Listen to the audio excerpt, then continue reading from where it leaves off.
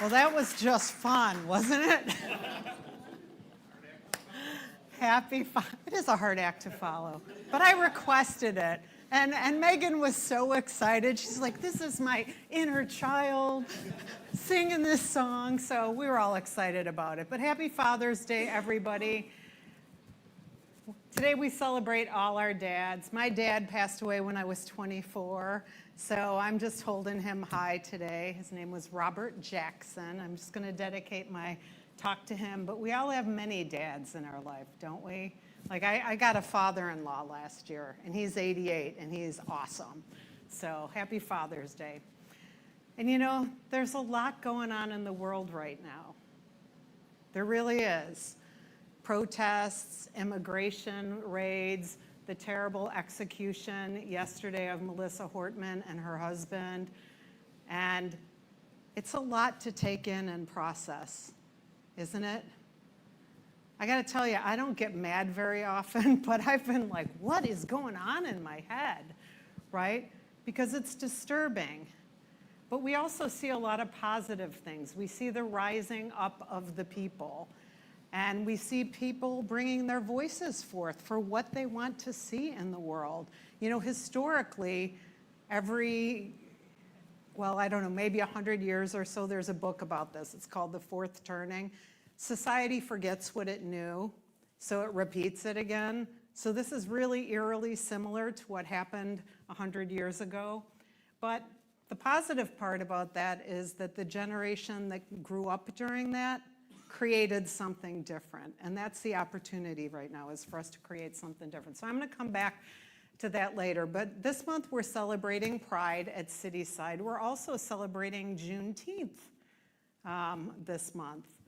And actually this week, it's Thursday, which is a celebration of freedom, which is about not just freedom achieved through laws, but it's also like the inner freedom, the dignity of voices reclaimed by people. And I never knew this, but the reason it's Juneteenth is because people in Texas didn't know they'd been emancipated, and they were still enslaved, and Juneteenth came out of them being freed. So the same power that helps to free people is the power that creates everything, and it's the power that creates us. And you are the universe individualized. You're meant to be free. Freedom is a spiritual quality. And so we also want to, as we think about Juneteenth and as we think about, you know, people who are marginalized right now, we need to remember that inherent in them is an inner freedom, and that's what we want to call forth. So one of my friends posted this on Facebook this week. Pride has zero to do with who I sleep with and everything to do with the fact that I survived you, your friends in school, family members, religious dogma, taught self-hatred, and now I'm tough enough to walk down the street in my own skin. I loved this quote because even though I did not experience that, because I'm an ally, I am not part of the community, that community, I have to say, I can totally relate to not feeling at home in my own skin. I think when I came into this teaching, part of why it appealed to me is because I didn't, right? I didn't have a sense of myself beyond what other people's idea of my life was. And so divine expression is infinite. It doesn't matter what your gender is. It doesn't matter who you love. It doesn't matter what your identity is. It doesn't matter what your personality is. These are all just facets of the divine that are expressing through you. And what often happens when we're different in some way from, I don't know, for lack of a better word, the societal constructs or societal norms, is that we have the experience of being othered, right? Being othered, not very pleasant. And we see that all over the place in society right now. Backlash against DEI, people trying to take away marriage rights, you know, the anti-trans movement, anti-immigration. The list kind of goes on right now in the world of form. And so I liked this quote because it's about, if we're having this experience of being othered, how do we move through that to find our own power again? And as Megan sang to us from this beautiful musical, Wicked. Who saw the movie? Who saw the movie with the amazing Cynthia Erivo? She's a badass. That's my word for her. She also played Harriet Tubman, if you aren't familiar with her work. But think about it. She is born, Elphaba is born with green skin. And from the time that she's little, she's experiencing people rejecting her, including her father. And then she also has people who are afraid of her because she has this magical power that at first she doesn't know how to control, right? Which seems normal. And then there is a teacher that sees the potential in her, and then she really begins to come into her own. And you see her through the course of the story really coming to accept herself. Instead of trying to fit in, she becomes more authentically herself. And the other thing I like about the story is, you know, when she stands up, she basically is standing up against a power that is corrupt at the end of, that's the end of part one. And she was painted as being wicked for that she was evil and wicked. But what she simply was doing was speaking the truth. That's what she was doing. And her most iconic moment comes when she sings the song that Megan sang for us, Defying Gravity. And she steps into her own power with this line, "It's time to try defying gravity. I'm through accepting limits because someone says they're so." Love that line. And what is the gravity in our lives? You know, it could be the people around us who don't believe in us or who judge us. It could be not believing in ourselves, right? Or it could just be that we're conditioned to believe that life needs to be a certain way. Ernest Holmes in chapter 5 of the book we're working with this month says, "There's nothing between God and man but thought." So we could take the word man out of there, God and I, but thought, right? And what she did is she overcame other people's stories about what was possible for her. And her journey is stepping out of her own false belief that she needed to fit in and stepping into this idea that she's free to step into who she is and that is enough. And so she's unlimited, right? We hear that in the song, "I'm unlimited." And so are you. You're unlimited too, but it's kind of hard to get our brains around it sometimes, isn't it? I was talking to my father-in-law Friday night. We all went out to dinner. It was really cute. There was this party of like 20 young ladies who were celebrating like bachelorette or whatever, so it was super loud. So I'm sitting next to him, and he says, "Well, when are you speaking again?" I said, "Well, I'm speaking on Sunday." And he goes, "What are you talking about?" And I'm like, that we all have unlimited potential because we're part of the divine. And he said, he's 88, he goes, "When I think about my life," he goes, "I realize I haven't thought enough about of myself." And he said, "And I really wonder what I would have done if I thought more of myself." I know, he's the sweetest man on the planet. He really is. Just love him. But think about it. We all have that sense, can have that sense of limitation in ourselves, right?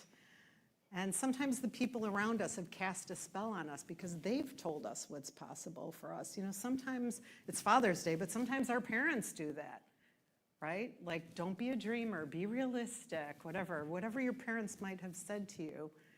But the spiritual truth of you is that you are unlimited. Spirit is unlimited. And so I want to ask you, where in your life are you playing small so that you're fitting in, right? We all do it, right? Go with the flow. Don't rock the boat. You know, my mom used to say, "Don't make a mountain out of a molehill." Anyone ever hear any of those things? But what gravity are you ready to defy in your life? You know, our gravity is kind of where we're stuck, right? And so for me, when I think about myself, I'm like putting myself out there more, you know, putting my own work out in the world more. I've talked about that 700 times, so just hold me to that. But I also think part of my gravity is time It's other commitments, right? It's the fear of not being good enough. Like, we all have these things that kind of weigh us down. So I just invite you to think about what's yours, what's your gravity, what stops you from pursuing whatever dream has been planted in your heart. So John read to us from this thing called You. This is one of my favorite Ernest Holmes books. And we want to start to recognize our unlimited nature, to call this freedom to express into our life. So let's break this down, because there's a lot here. You might want to take a picture of this and read it to yourself all week. So let's talk about your divine self, the you that's bigger than the experience you're having in the world of form right now. And that you is eternal, right? That you contains all possibility. And that you is not your identity in the world of form. It's not. We can think that whatever this is our identity, but it's not. And Ernest Holmes reminds us that you're the universe individualized. You know, a couple weeks ago, Reverend Mark talked about the Science of Mind teaching symbol, if anyone heard him, the V. So at the top of the V is like spirit, the divine, whatever your word is, God, whatever word you like for this infinite creative power and presence. But it comes into form through us. So we talk about divine mind. That is like divine spiritual mind. It's the mind your higher self connects to when you pray, when you set an intention. But it comes through us, through our own thought, into our experience in the world of form. So we need to get our focus out of the world of form. So our work spiritually is to pause and to shift and to get into that place, which right now can sometimes feel challenging. Yes, at least in my head. I'll just be real about it. So here's this quote from Ernest Holmes. There's a divine presence at the center of your being.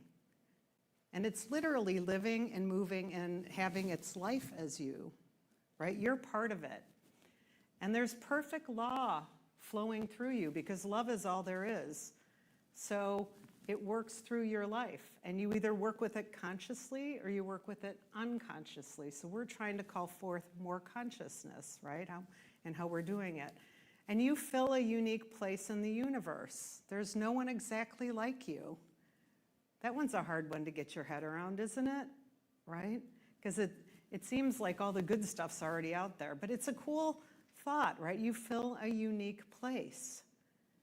And we believe in scarcity in our society, so we believe that all the good things are taken. We can believe that, right?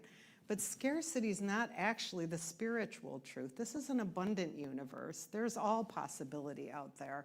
And so there's plenty of room here for you to express your uniqueness. And there's something you can do that no one else can do. I have a hard time getting my mind around that one too. You know, maybe you don't know what it is, but wouldn't it be fun to be curious and find out?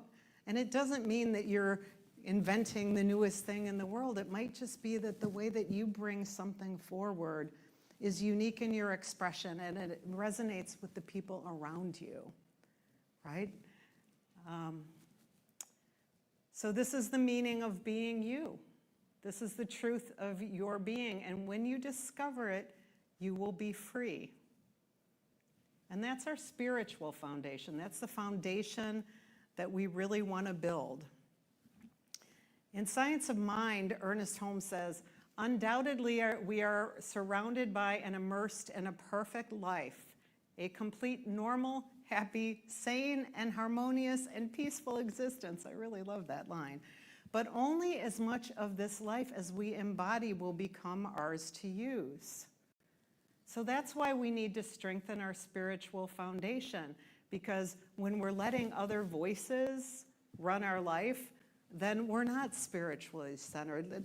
Nora and I were talking about this before service, how much it helps if you simply take the time, because then even if you're busy or other things are happening, you can move through them more easily because you're in a calmer place.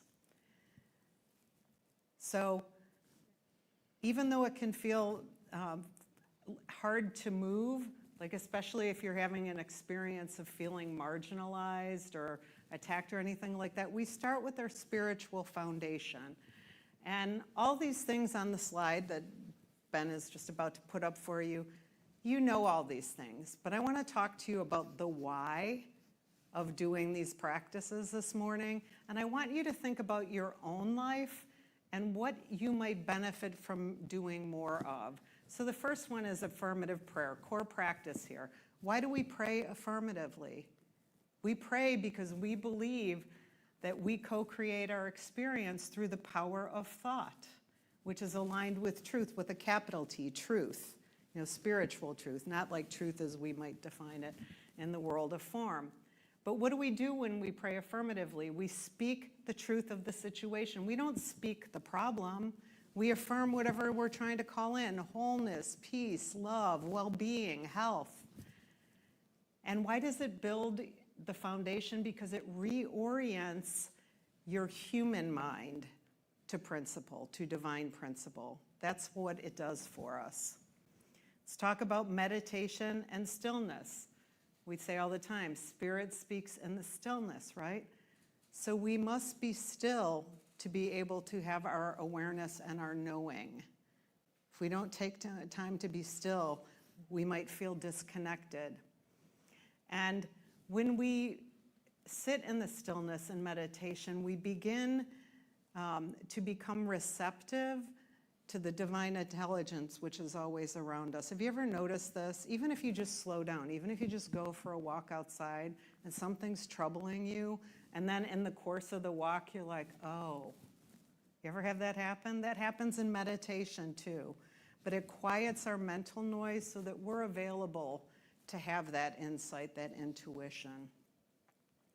Spiritual study, why do we do that? What's the why of that?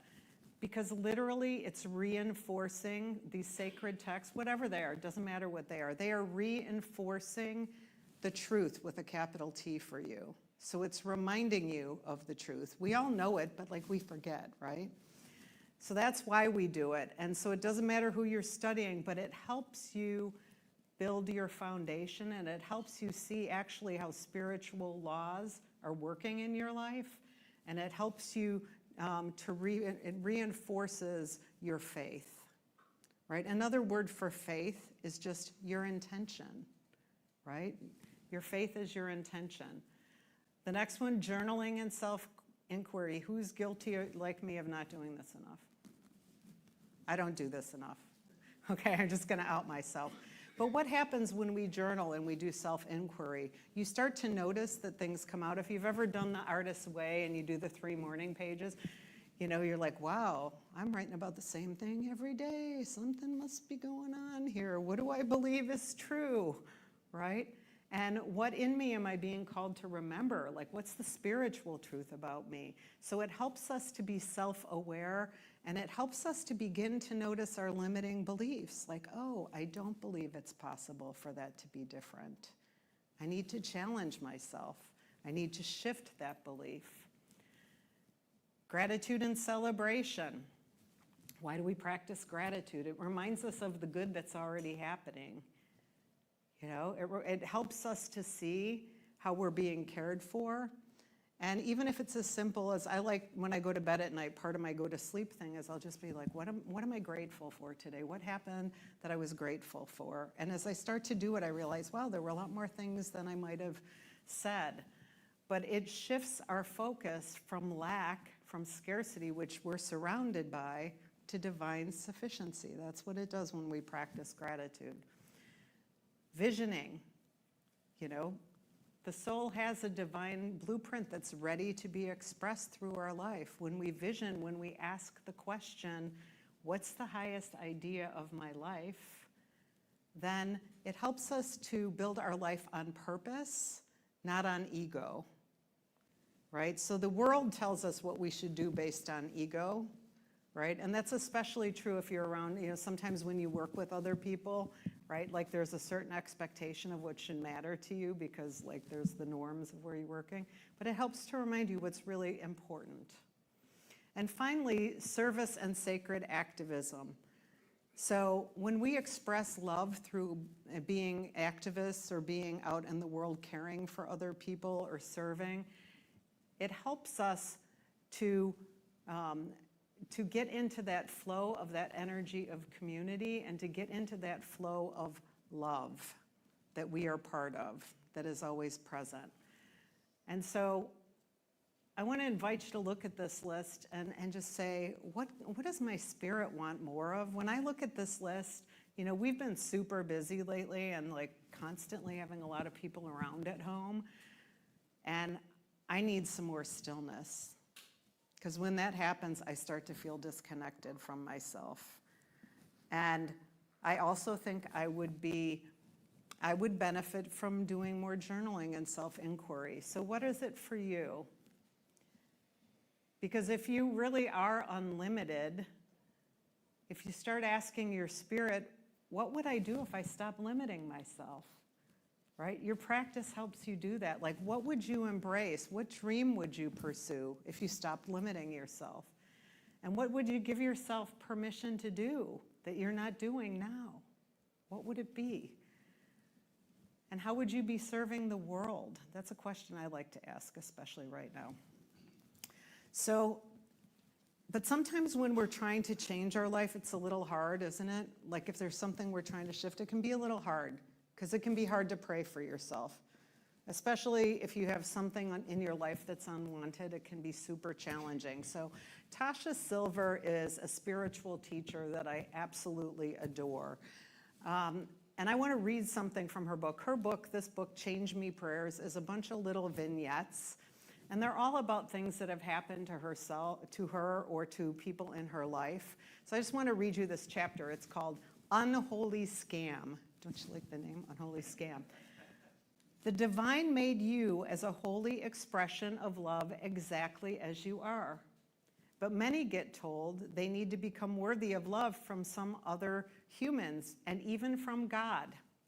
However, trees, grass, seashells, kittens, dragon lizards, spider monkeys, Pomeranians, chipmunks, and just about anyone or anything besides deluded, brainwashed humans do not feel that way.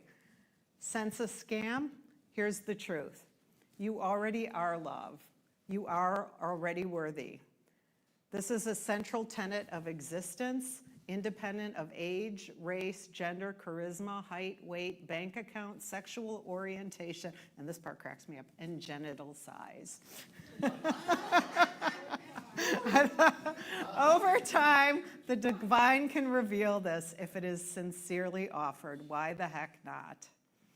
And what I like about her book is her prayers are simple. They're simple. You can just read them. It helps recenter you. And it can help us when we don't believe in our own possibility, just to say, she says divine beloved a lot. That's her word for spirit or God. But I'm going to read the quote, and then I'm going to ask you to read it with me. Change me, divine beloved, into one who knows without question my own beauty, worthiness, and desirability. Let me remember constantly who I am, a spark of divinity, of love, in a temporary human form. Awaken me from any trances of amnesia. May I always recall my true nature as radiant light. Okay, we're going to read this together out loud now. Change me, divine beloved, into one who knows without question my own beauty, worthiness, and desirability. Let me remember constantly who I am, a spark of divinity, of love, in a temporary human form. Awaken me from any trances of amnesia. May I always recall my true nature as radiant light. So Tasha tells the story in her book about when her first book was called Outrageous Openness, and she had gotten it published. And she went into a bookstore in San Francisco, in that area where she lives, and the woman said to her, "This book is never going to sell.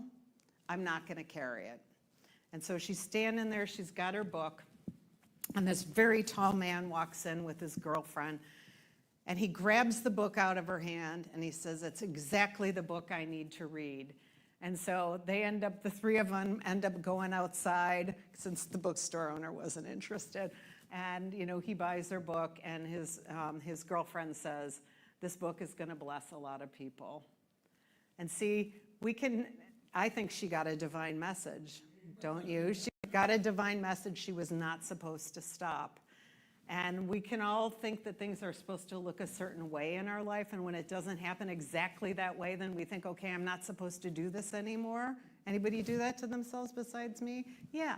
So we got to trust, right? We got to turn it over. We need to listen to the divine voice, not the voice of others who might have a limited view of us or who might not share our values, might think what we're doing is dumb, right? We can't let that voice be the voice that decides what happens in our life. So you may know this lady. Can you go to the next slide? This is Laverne Cox. Anyone know who she is? She's on Orange is the New Black, and she was the first transgender person to be nominated for a Primetime Emmy Award in acting. And she was born in Mobile, Alabama. Her mom was raising her alone with her grandma, and they were in a very fundamentalist church. And when she was about 11, she tried to take her own life because she realized that she had developed feelings for her male classmates, and she had been being bullied for a long, long time. And she said, because I did not behave the way that someone who was assigned as a male at birth should behave. But she overcame that. She overcame being told that she had to hide who she was. And because she was brave enough to come out into the world as who she is and to be an actor and do these other things, it has given a lot of other people courage. But she had to believe in the spirit within her. And you know, I bless her and the example that she set for others, because she really claimed her own freedom to be who she is. And that is divine truth, that we have the freedom. Every human is endowed with the right to be free. And freedom's not just a destination, it's a journey. It's a journey that we're on every day of our life. And so it's never too late to embrace freedom, and it's never too early. And right now in the world, I feel we're called to support freedom for those who are not experiencing it. And we can do that in a lot of ways. We can do it through protesting. We can do it acts of justice. We can do it through working for justice, for standing side by side with people who are being oppressed. There's a lot of ways to do it. But when we do it, we are embodying divine freedom. That's what we're doing. And, you know, Viktor Frankl in Man's Search for Meaning said, everything can be taken from a man but one thing, the last of human freedoms, to choose one's attitude in any given set of circumstances, to choose one's own way. So this is an important time in our country for us to place our collective consciousness on the spiritual. You know, we know that, you know, humans have these patterns that they keep playing out, but like we need to hold what's possible. And we need to have the discipline to not get sucked down into, you know, what I think is normal for all of us to do, honestly, when we see the things that have been happening. I mean, you're gonna have a moment, right? I've had a few of them lately. Like yesterday, I was like, really? You know, you're gonna kill someone for believing something different than you do? That's crazy. But we have to spiritually rise above it, and we need to hold the truth that there is freedom for all, and we need to see beyond our differences and see others in their wholeness and oneness, and that can feel challenging right now also, right? Don't go on Facebook. I've realized I grew up with people who believe all sorts of different things that aren't the same as me. Imagine that, right? But the consciousness that created and is sustaining this society is not going to create the new, right? So we need to bring in a new consciousness, and we need to embrace what we're for. And it, you know, in CSL we say that's a world that works for everyone. That's what we're for, a world that works for everyone. And that's threatening to some people because it might mean their lives might change, right? I think if you look around right now, you know, people are afraid of someone else having a right because they're afraid they're going to lose theirs, right? it's fear is behind it. Actually, that's what we're going to talk about next month is fear. So just give you a little bit of a preview. But we do know that the divine spirit, whatever your word is, it's unlimited and it contains unlimited possibility. And I believe if we work together, then things can change. You know, being part of being around spiritually like-minded people is so powerful. I know that from my personal experience. I know many of you also know that from your personal experience. Like, other people can hold the truth for us until we're ready to hold it for ourselves. And that's the power of being in community. And it's interesting, you know, when you think about where we're at as a society, and oh, I just noticed my time. Okay, so I'll be quick here. But I've been listening to a book by Sebastian Junger called Tribe. And when the settlers came to this country, whoever their leaders were very surprised to find that the people who moved from Europe actually wanted to live with the Native Americans because they looked at their culture and they thought, this is an inclusive culture where everyone is part of it.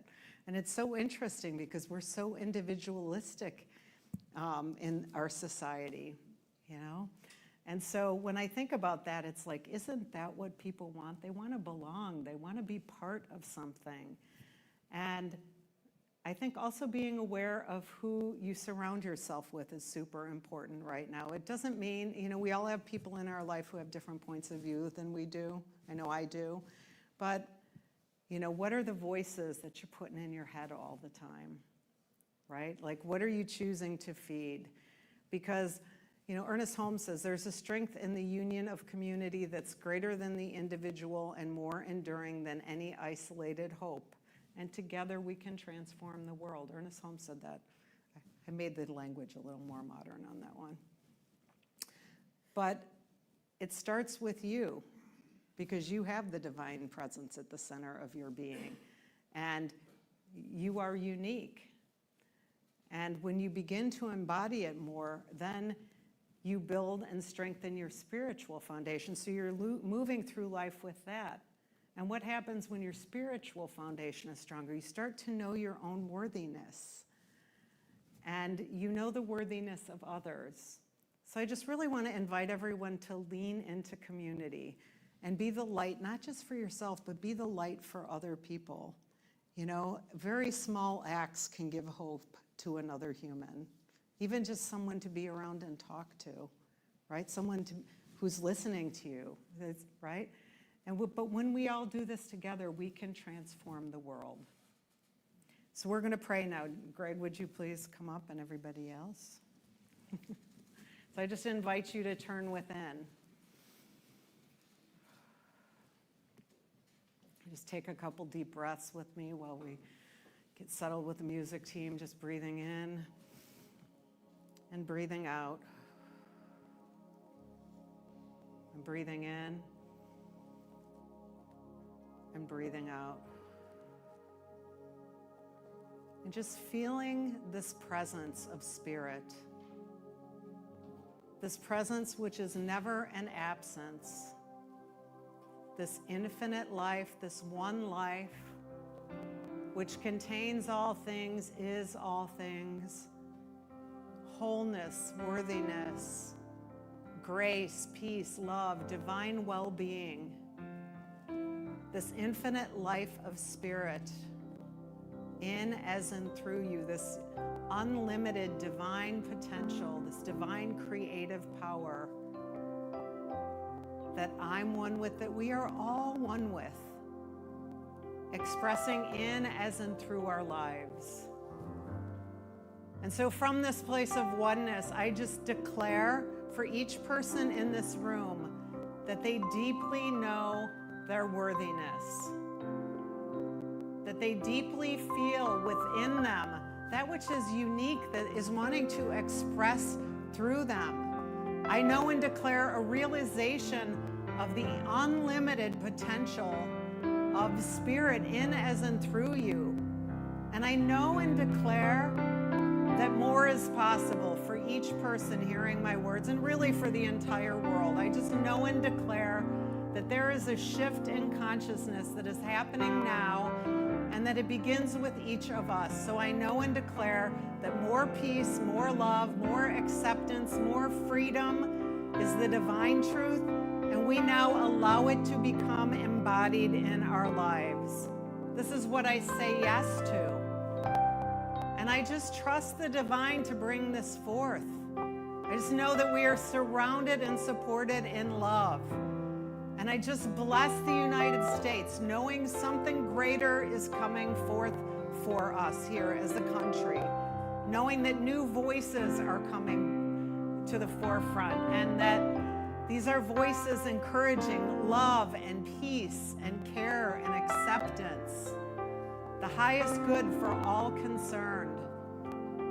And so I know that there is a shift that is happening here, and I know that it is happening not just in the United States, but it is happening around the world, that there is more love coming forth, more care.